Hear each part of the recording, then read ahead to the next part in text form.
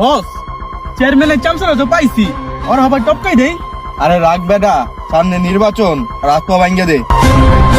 কিরে চেয়ারম্যানের চামচা, তোরা যদি আবার টপকাই দেই তোর কোন ভাবে আটকাইব?